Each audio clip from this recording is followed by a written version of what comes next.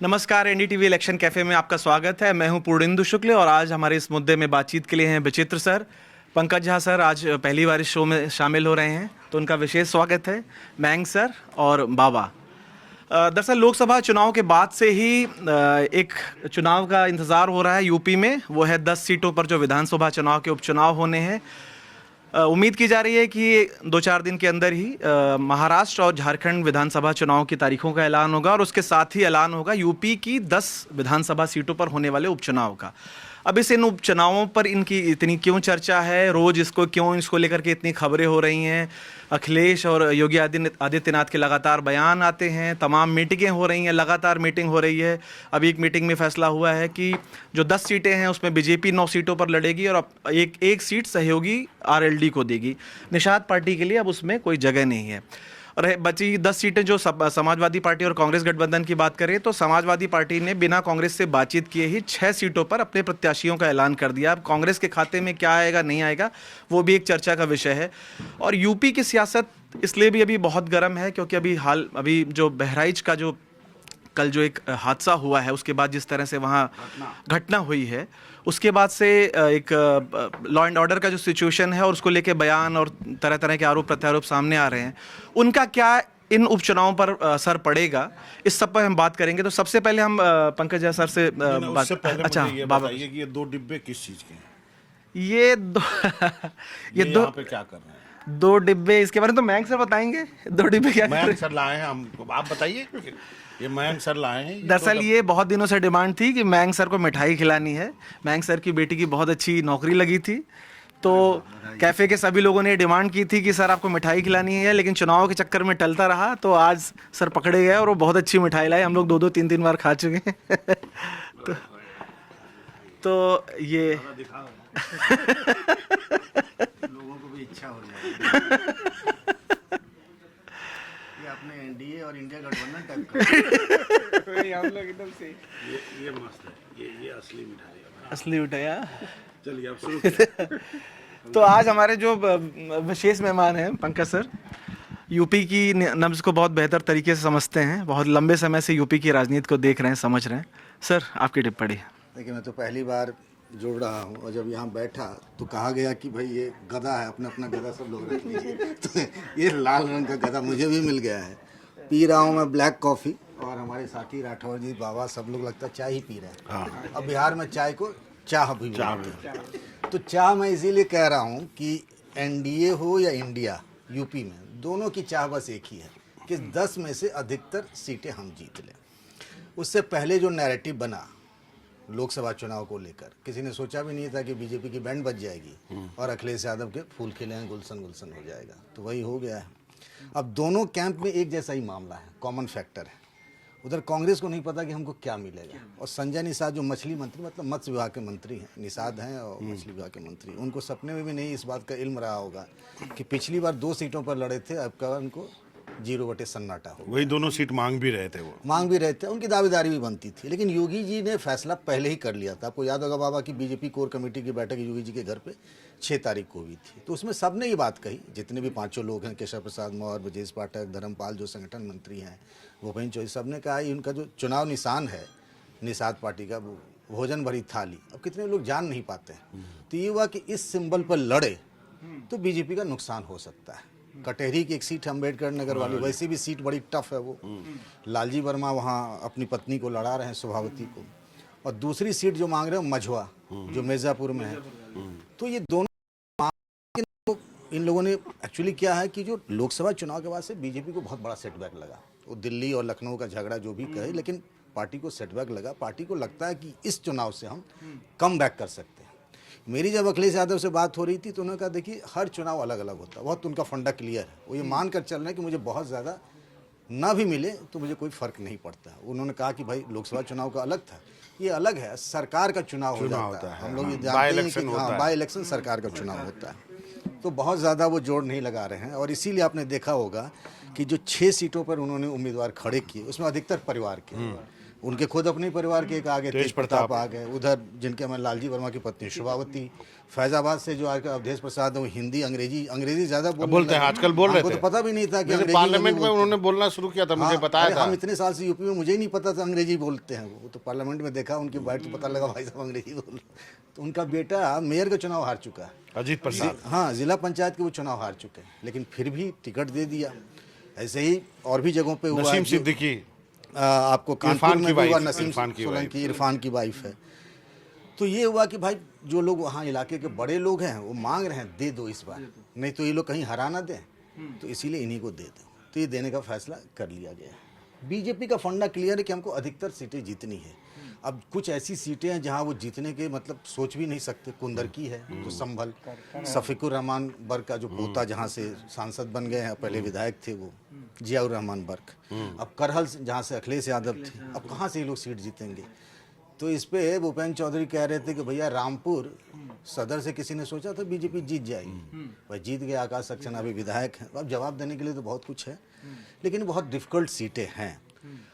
अब इन्होंने एक तरफा 6 सीटों का अपना ऐलान कर दिया। कांग्रेस ताल ठोक रही थी, लेकिन हरियाणा के चुनाव ने तो टॉनिक दे दिया अखिलेश जी को, तो अखिलेश जी ने अपना गेम कर दिया। हालांकि बड़े सहज और विनम्रता से अखिलेश यादव कह रहे हैं कि गठबंधन साथ रहेगा, पर मैसेजिंग ये है, पर उनके मन में है कि हमारी बला से तुमको अगर लेना है तो लो मेरी शर्तों पर, नहीं तो नहीं।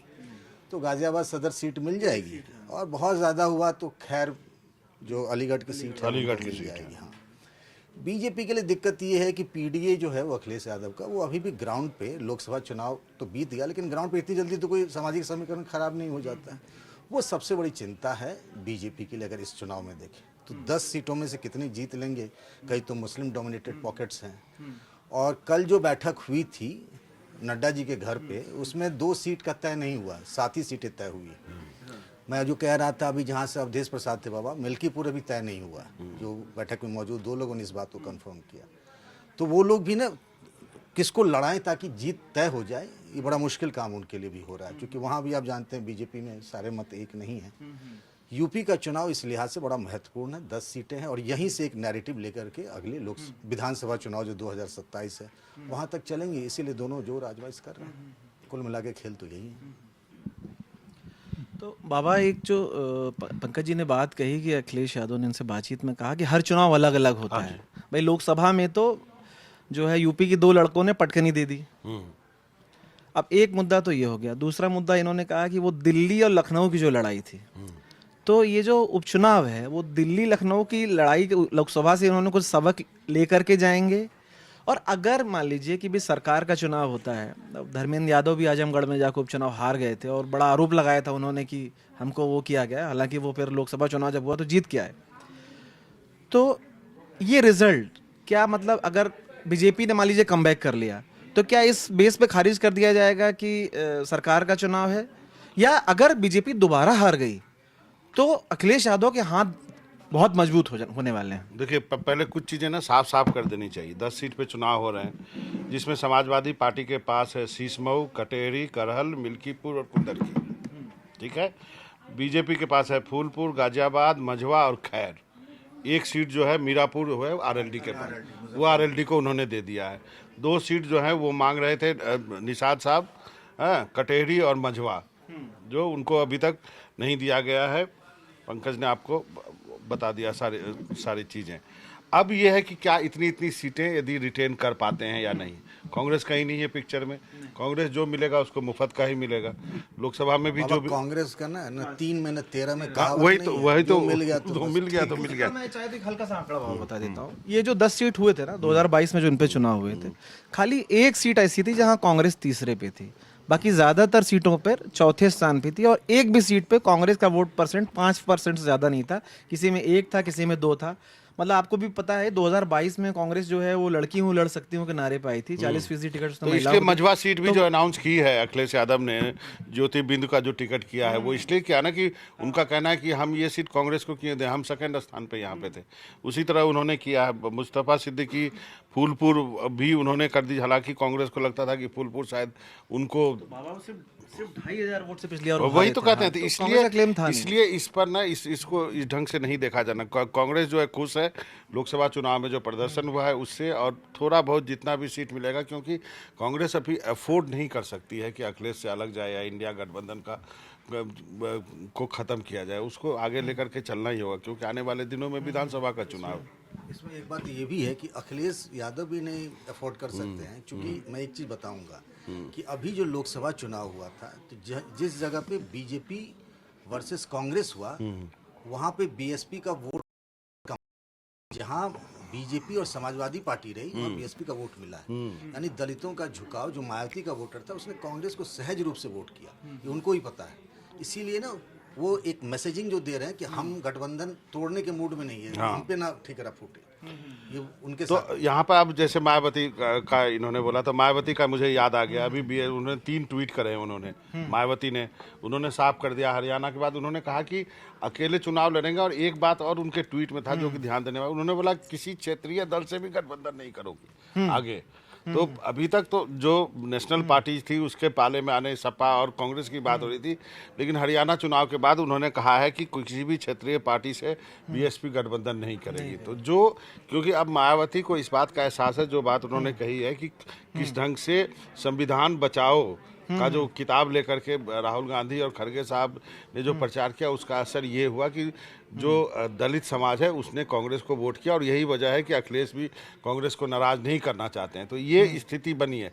लेकिन इस हम ऑलवेज मानते हैं ना, बाय इलेक्शन जो होता है वो लोग सोचता है अब इतने दिनों के लिए एमएलए चुनना है, बीजेपी यदि सरकार का रहेगा तो थोड़ा बहुत काम करा देगा, अपोजिशन का जीतेगा तो पता नहीं क्या करेगा, ये सारी चीज़ें होती हैं। लेकिन बेंचमार्क यही है, क्या बीजेपी अपनी 4 सीट बचा पाती है, गठबंधन के साथ 5 बचा सकती है, या फिर अखिलेश अपनी 5 सीट जीत सकते हैं या नहीं जीत सकते। इसके बीच में और कोई पार्टी है नहीं यहाँ पर, और यही तय करेगा। आप इसको आप किसी भी तरह से इंटरप्रिटेट कर सकते हैं। हाँ, ये हो जाएगा कि यदि जैसा अवधेश प्रसाद के बेटे यदि हार गए तो वो खबर बनेगी, चाहे तेज प्रताप हार गए तो खबर बनेगी कि अपनी सीट आप करहल की सीट नहीं बचा पाए। तो ये जो है एक दांव पे जरूर लगा हुआ है, लेकिन इसका ना तो विधानसभा में कोई फर्क पड़ना है, ना ही लोकसभा में कोई फर्क पड़ना है। ये एक बेंचमार्क होगा अगले साल जब 2027 में होगी ना, 2027 के चुनाव के लिए आप इसको कह सकते हैं कि ये एक ग्राउंड वर्क है। नहीं मैक सर, इसमें एक सवाल ये है कि लोकसभा चुनाव परिणाम आने के बाद, क्योंकि यूपी से तो एनडीए गठबंधन को बहुत बड़ा झटका लगा, जिसको की उम्मीद नहीं थी। बहुत सारे एग्जिट पोल जो गलत हुए, उसमें एक बड़ी वजह यूपी और बंगाल का गलत होना था, और थोड़ा सा महाराष्ट्र मान लीजिए। अब चुनाव के बाद जो है एक तरह का आप देखिए तो हिंदुओं को एकजुट होना चाहिए, ऐसे बयान अलग अलग योगी जी, मोदी जी और मोहन भागवत के थ्रू आए हुए हैं हिंदुओं की एकता को लेकर के। हरियाणा चुनाव में उनको एक संजीवनी मिल गई। आप सीधे क्यों नहीं बोलते हैं बटोगे तो कटोगे? आपको बोलने में क्या दिक्कत है? मतलब इस तरह के भी बटोगे तो कटोगे, इस तरह की बातें भी बयान आए हैं। तो एक जो उम्मीद की जा रही थी कि अब बीजेपी इस झटके के बाद हिंदुत्व की राजनीति को और तेज करेगी, और बहराइच की घटना, इस तरह की जो घटनाएं हो रही हैं, उपचुनाव पे क्या असर पड़ेगा? और आपको उपचुनाव के रिजल्ट क्या, एक मतलब लोकल इलेक्शन टाइप का मामला रहेगा, इसका बहुत आगे 27 में कोई असर नहीं होगा, या कुछ असर होगा? हमको लगता है कि इलेक्शन, लोकसभा इलेक्शन के दौरान ज़्यादा पोलराइजेशन था, उसके बाद से बीजेपी ने अपना गियर शिफ्ट कर लिया है वो। और हम लोग इससे पहले लगातार बात कर चुके हैं कि बीजेपी मोस्ट फ्लेक्सिबल पार्टी है, और कोर्स करेक्शन में उसका मतलब उसके आसपास कोई नहीं है। पोलराइजेशन बहुत बड़ा फैक्टर था 2014 में, 2019 में, 2024 में भी वो करने की कोशिश हुई, लेकिन चला नहीं। इसीलिए बीजेपी उसके बाद से मूव ऑन कर गई है। अब पोलराइजिंग पिचेस बहुत कम सुनने को मिलते हैं हमको, बड़े लीडर्स का। कम से कम ग्राउंड लेवल पे होता होगा, छोटी मोटी घटना हो ही जाती है, लेकिन पोलराइजेशन बड़ा मुद्दा होगा हमको नहीं लगता है इस बार। और एक दो चीज़ और बोलना था कि 10 चुनाव हो रहा है, लेकिन बेसिकली समझिए कि 8 जगह चुनाव हो रहा है, जैसे करहल और गाजियाबाद।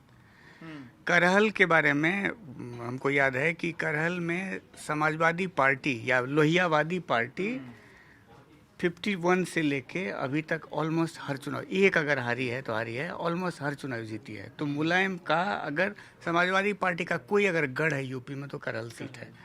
उसी तरह आप गाजियाबाद के बारे में बोल सकते हैं, 60% से ज़्यादा वोट शेयर था। तो ये दोनों को हटा दीजिए इक्वेशन से तो 8 बचा। 8 में थोड़ा बहुत कंटेस्ट हो सकता है, लेकिन जो समाजवादी पार्टी को गया था सीट वो भी मोस्टली सब स्ट्रॉन्ग होल्ड है समाजवादी पार्टी का। लेकिन ज़्यादा स्टेक जो है इस बार बीजेपी का है। मतलब ये बोलते हैं ना, this is for BJP to lose. BJP का नुकसान फिर से होना, वो बहुत, उसका नैरेटिव बहुत खराब होगा। बीजेपी बचा ली या थोड़ा सा गेन हो गया तो उससे समाजवादी पार्टी के सेहत पे बहुत फर्क नहीं पड़ेगा इस चुनाव का। बीजेपी के सेहत पे पड़ेगा। योगी जी की पॉपुलैरिटी पे लोग तब सवाल उठाने लगेंगे और वो फिर होगा क्या कि सेंटर लीडरशिप, स्टेट लीडरशिप, वो सब। तो बीजेपी 5+ अगर नहीं होती है तो बीजेपी के लिए मतलब क्वेश्चन उठेंगे। समाजवादी पार्टी 5 से 3 भी हो जाए, 2 भी हो जाए, तो समाजवादी पार्टी के सेहत पे तुरंत ज़्यादा फर्क नहीं पड़ेगा मेरे हिसाब से।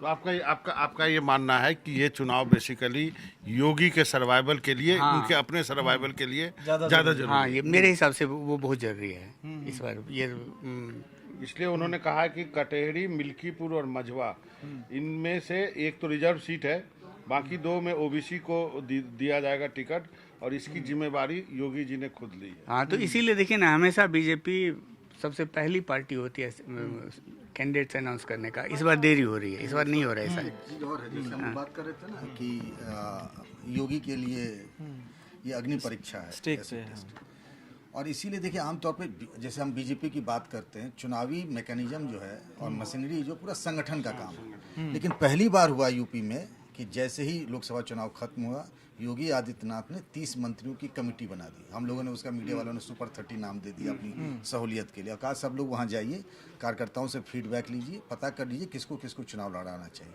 और आपस में ये जो कोर कमेटी के 5 लोग हैं, जिसमें दोनों डिप्टी सीएम, संगठन मंत्री, प्रदेश अध्यक्ष और योगी जी खुद हो गए, इस सब ने आपस में 10 में से 2-2 सीटें बांट ली, जिसमें मिल्कीपुर और कटेहरी योगी जी ने जो कठिन सीट है अपने पास रख ली। हालांकि कठिन तो करहल भी है, लेकिन उन्होंने ब्रजेश पाठक को दे दिया। तो पहली बार ये हुआ कि संगठन बैक सीट पर है।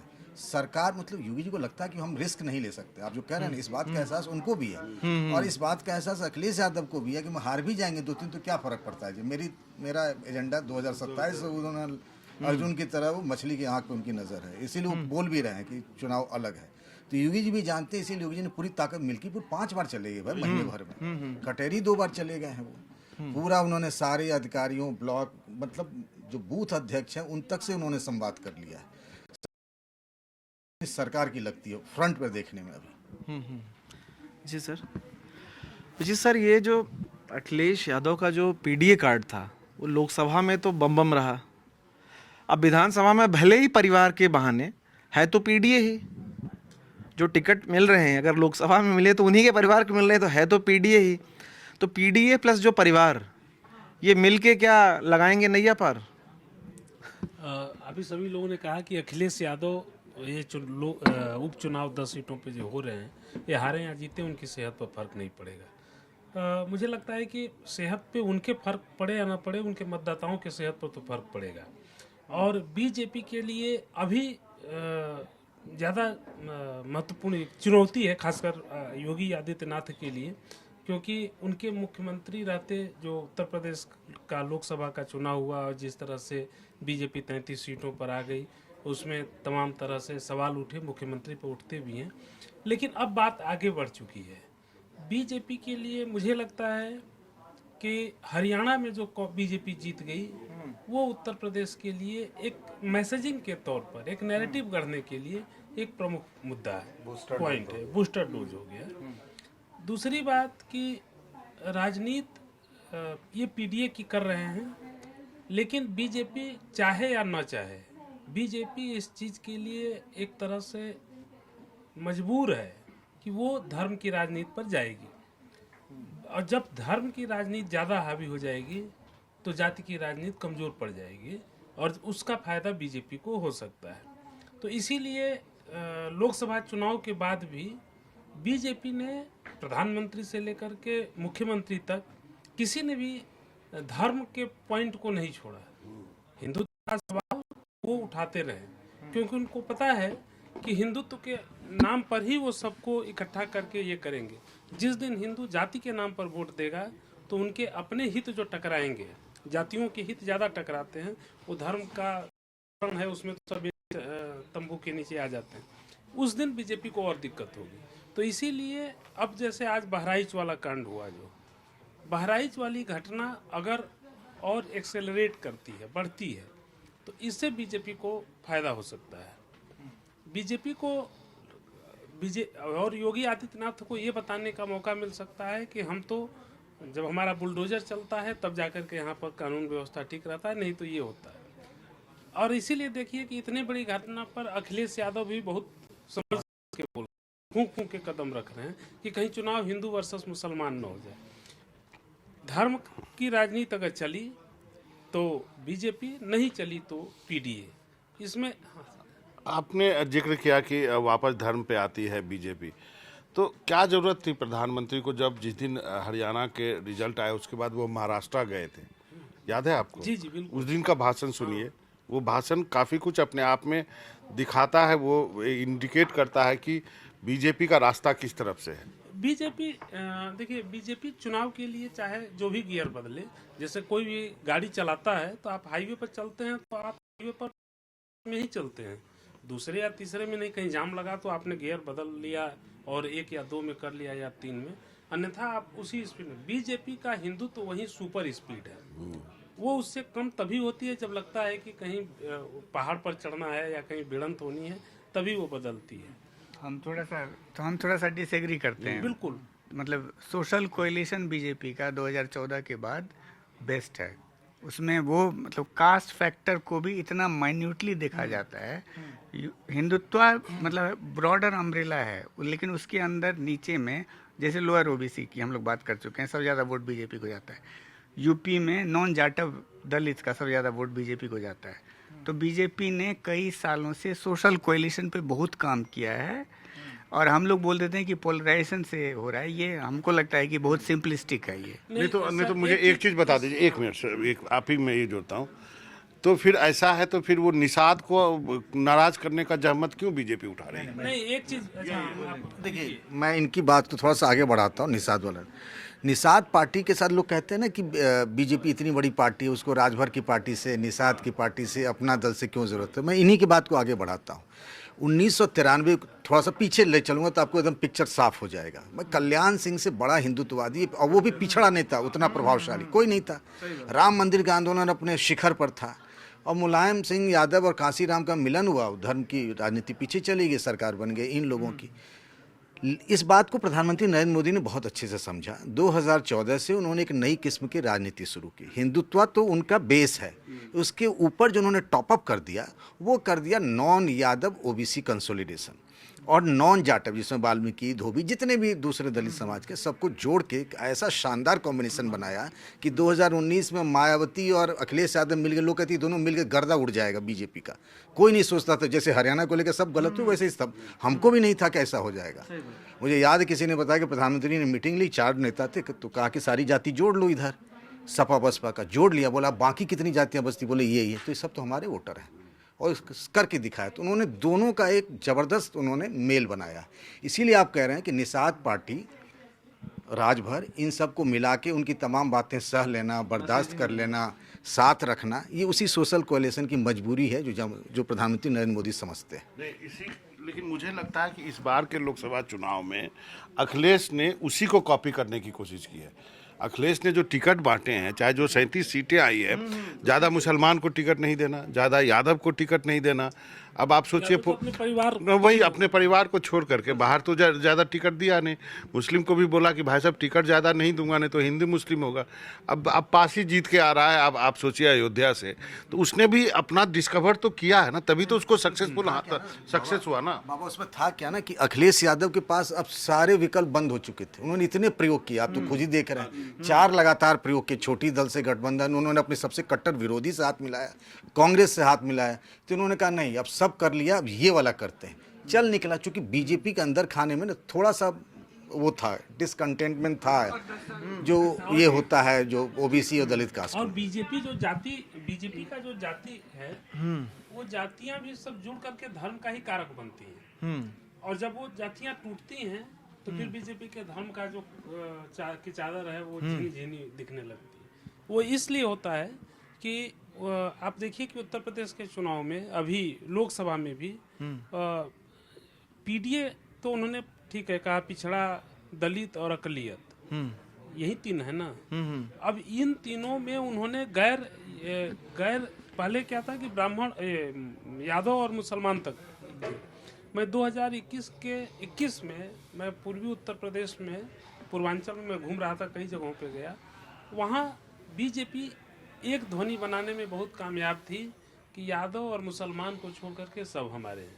और मैंने निषादों को और दूसरी जो ईबीसी हैं, एक्सट्रीम बैकवर्ड क्लास की जो जातियां हैं, उनमें देखा कि वो इस बात से बहुत ज़्यादा मुतमईन थे, प्रभावित थे। लेकिन वो तब था जब समाजवादी पार्टी ने अपना विस्तार नहीं किया। समाजवादी पार्टी ने पिछले चुनाव में जो पीडीए का विस्तार किया, पंकज जी भी बता रहे थे, उससे क्या हुआ कि बीजेपी का जो जातियों को जोड़ करके धर्म का पूरा माहौल बनाना, वो टूटने लगा। और इसीलिए मुझे लगता है कि बीजेपी को उत्तर प्रदेश में अगर जाति की राजनीति थोड़ी भी हुई, जाति की राजनीति माने जाति अस्तित्व का या जो अस्मिता का, कास्ट आइडेंटिटी राजनीति अगर हुई, तब बीजेपी को ये होगा। अंदर कास्ट में जो कुछ चले, ऊपर अगर धर्म का ही रहेगा कि हमें धार्मिक अस्मिता के हिसाब से चलना है, तो बीजेपी को होगा। लेकिन उपचुनाव उतनी बड़ी चीज़ नहीं होती है। अब रही बात कि उपचुनाव में कौन जीतेगा और कौन हारेगा, तो क्या होगा, नहीं हारने से अखिलेश को भी कोई फर्क नहीं पड़ेगा अगर नहीं जीतते हैं तो। दूसरी तरफ अगर नहीं जीतते हैं तो योगी पर भी कोई फर्क वैसे नहीं पड़ेगा। ये नहीं है कि आप 10 की जगह अगर आप 4 सीट या 5 सीट लाए तो उस आधार पर आप मुख्यमंत्री नहीं रहे। जैसे ओढ़ लिया ना योगी हाँ। जी ने, उन्होंने अपना स्टेप खुद बढ़ा लिया। वो हमें लगता है कि वो योगी ने खुद ही नहीं ओढ़ा होगा। योगी को ये अब सेंट्रल लीडरशिप की तरफ से भी होगा कि भाई आप मुख्यमंत्री हैं, सब कुछ आपका है, तो आप इसको ये करें। अब प्रधानमंत्री तो उपचुनाव में नहीं जाएंगे, उसको तो आपको अपने नहीं जाते हैं। वही कह रहे हैं ना, मैं वही बोल रहा हूँ कि प्रधानमंत्री तो नहीं जाएंगे। जो कुछ अमित शाह तो आते हैं। गए थे, वो तो हैदराबाद में भी गए। देखिए, प्रभाव जो है वो तो प्रधानमंत्री का है। प्रधानमंत्री के बाद तो योगी का ही ज्यादा प्रभाव है उत्तर प्रदेश में। तो अब योगी को देखना है क्या होता है। मेरा एक सवाल है अमैन जी आपसे, हम इस पूरे डिस्कशन में बीएसपी की चर्चा नहीं कर रहे हैं। क्या वो एक ऐसा वोट बैंक है जो जिस चुनाव में जिस पार्टी के साथ जुटता है, जैसे अभी उन्होंने कहा कि इस बार जो है दलितों ने इंडिया गठबंधन की तरफ वोट किया तो उनकी 37 सीटें आ गई। इसके पहले चुनाव में दलित जो है वो बीएसपी को छोड़ दिया था, मायावती को, तो बीजेपी के पास 60 सीटें चली गई थी।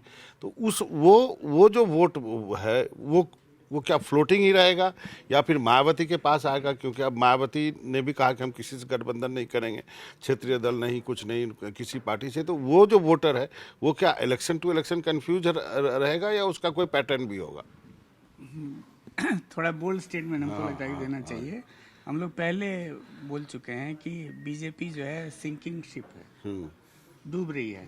अभी बीएसपी सिंकिंग शिप है, डूब रही है। और वो लगातार उसका एविडेंस हम लोग के बैक ऑफ द माइंड हमेशा रहता है कि 2007 में बीएसपी ने बहुत अच्छा किया, 2012 में भी थोड़ा सा बेटर हुआ, लेकिन 2007 से लगातार डिक्लाइनिंग ग्राफ है। ऐसे में अब हम लोग को सच में डाउट करना चाहिए कि बीएसपी का वोट बचा है कि नहीं बचा है। और इसीलिए और चंद्रशेखर के आने के बाद, सच में वो सही बोल रहे हैं कि चंद्रशेखर के आने के बाद वो भी जो बचा हुआ वो भी मायावती के साथ रहेगा कि नहीं रहेगा, इस पे हमको सच में हम लोग को डाउट करना चाहिए।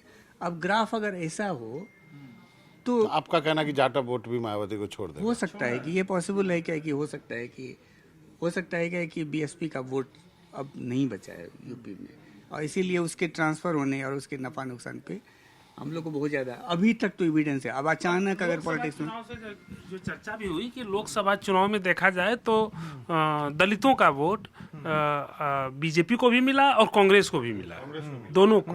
बीजेपी के बरक्स विपक्ष में कांग्रेस को मिला, तो इसका मतलब ये है कि वो अपने वोट का इस्तेमाल दूसरी जगह पे जाकर कर रहे हैं। मायावती वाला ठिया की जगह अब हो सकता है कि अगर चंद्रशेखर आज़ाद की पार्टी अगर और मजबूत हुई तो हो सकता है कि उधर फिर उनका रुख हो, ये हो सकता है। आपको क्या लगता है पंकज जी, आने वाले दिनों में क्या बीएसपी खत्म हो जाएगी? क्या ये मायावती के साथ ही खत्म हो जाएगी, या आकाश के भी उड़ने की जगह है आसमान बाबा में? 2015 से पहले लालू जी के बारे में लोग ऐसे ही कहते थे कि उनका पॉलिटिकल डेथ हो गया है, मुझे याद है। 2015 में उनके घर वाले बोलते थे कि पहले हवा एजिंग साई साई करते कि वो आवत ना रहे। थोड़ा सा हम आपका काउंटर करेंगे। हाँ, सबसे बड़ी पार्टी वोट शेयर के हिसाब से थ्रू आउट मैं एक चीज़ कह रहा हूँ कि राजनीतिक तो आगे रही है। नहीं, मैं मान लिया, लेकिन बहुत उसका ग्राफ ऐसे नहीं है कि एकदम से लगातार गिरता ही ठीक है, इसका ग्राफ गिरा है, लेकिन मैं अभी भी कहूँगा कि मायावती कैन कम बैक। उसके सामने दिक्कतें बहुत हैं, बस उनको थोड़ा आए मतलब कम बैक किस तरह से, क्या कम बैक, उनको ना अपने स्टाइल ऑफ पॉलिटिक्स चेंज करनी पड़ेगी। ये ना कि हमारे कार्यकर्ता, करेंगे तब ना। अरे मान लीजिए कर ली, 9 मन तेल तो हो, अरे भैया आकाश आनंद को जिम्मेदारी दी गई तो उसने एक एंटी बीजेपी पोस्टर बनाना शुरू ही किया था। उन्होंने ही तोड़ दिया। हाँ, तो मायावती ने बीच में क्या दिया पॉलिटिकली इमेच। मैं वही तो कह रहा हूँ, मायावती को अपनी पॉलिटिक्स चेंज करनी पड़ेगी।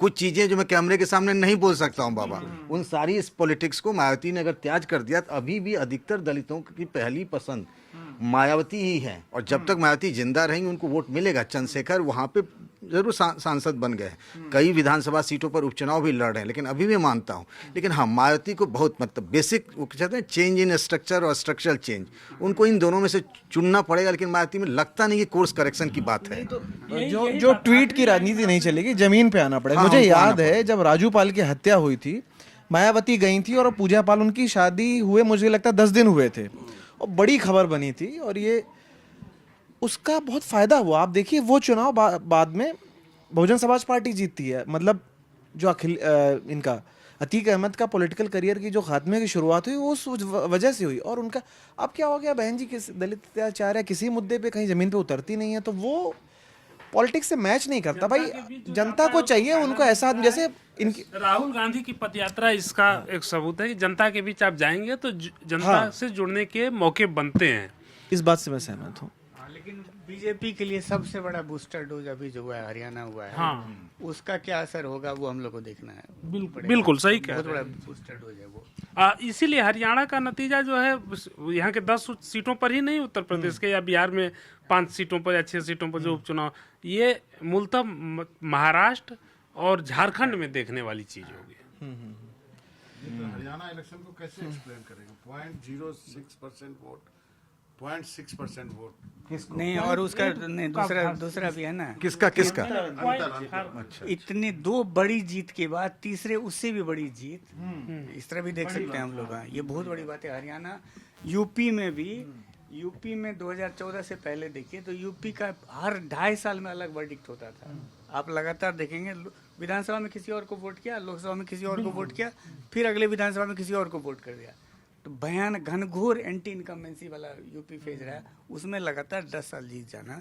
उसी तरह हरियाणा का भी यही स्थिति रहा है। हरियाणा तो समझ में नहीं। एक छोटा सा सवाल पंकज जी से कि जो लोकसभा चुनाव में जो कहा जा रहा था कि बीजेपी एक तो 400 का नारम नुकसान बैकफायर किया, दूसरा कहा जाता था कि जो टिकट बंटवारे में वो दिल्ली ने पूरी तरह से मतलब लखनऊ को की जो डिमांड्स थी उनके जो वो थे उसको थोड़ा दरकिनार किया और दिल्ली की ज्यादा चली। देखिए, तो उपचुनाव में क्या होगा, मतलब इसमें भी दिल्ली का दखल रहेगा या सिर्फ योगी जी डिसाइड मुझे करेंगे? एक बात बताइए, आप कह रहे हैं कि टिकट बंटवारे में गड़बड़ी हुई, तो बनारस से मोदी जी थे, उनसे बढ़िया कैंडिडेट तो बीजेपी के पास नहीं था। राजनाथ सिंह से बढ़िया कैंडिडेट लखनऊ में बीजेपी के पास तो नहीं था, या फिर एटा में कल्याण सिंह के जो बेटे राजवीर हैं। तो ये एक नज़रिया है, मैं इसको वजह के बदले नज़रिया कहूँ तो ये बात। हाँ, एक सोशल इक्वेशन जो बाबा समझेंगे कि जैसे आप कुशीनगर से चले, आप 3-4 सीटों पर देखेंगे तो एक ही बिरादरी के हैं। एक ना ये लोग क्लस्टर बनाती है बीजेपी, इस बार वो क्लस्टर नहीं हो पाया जो अखिलेश यादव ने किया। एक जगह पासी दिया, बगल में पटेल दे दिया, कहीं बगल में प्रजापति डाल दिया, तो उसने सोशल इक्वेशन 4-5 लोकसभा सीट जो आपस में जुड़ी होती है। इसीलिए इस बार केंद्रीय नेतृत्व ने कहा कि आप लोग पहले पूरी होमवर्क कर लो, पूरी लिस्ट बना लो आप लोग, और आप ही लोग तय कर लो, हम एक तरीके से मुहर लगा देंगे। कल जो बैठक हुई, जितनी मुझे जानकारी मिली है उसमें यही तय हुआ कि हारोगे तो भी आपकी जिम्मेदारी, जीतोगे भी थोड़ी जिम्मेदारी, हमारे ऊपर न पड़ना, तो आप लोग खुद ही तय कर लो। चलिए तो फिर आज की इस चर्चा में बस इतना ही, कल किसी और विषय के साथ, तब तक के लिए धन्यवाद।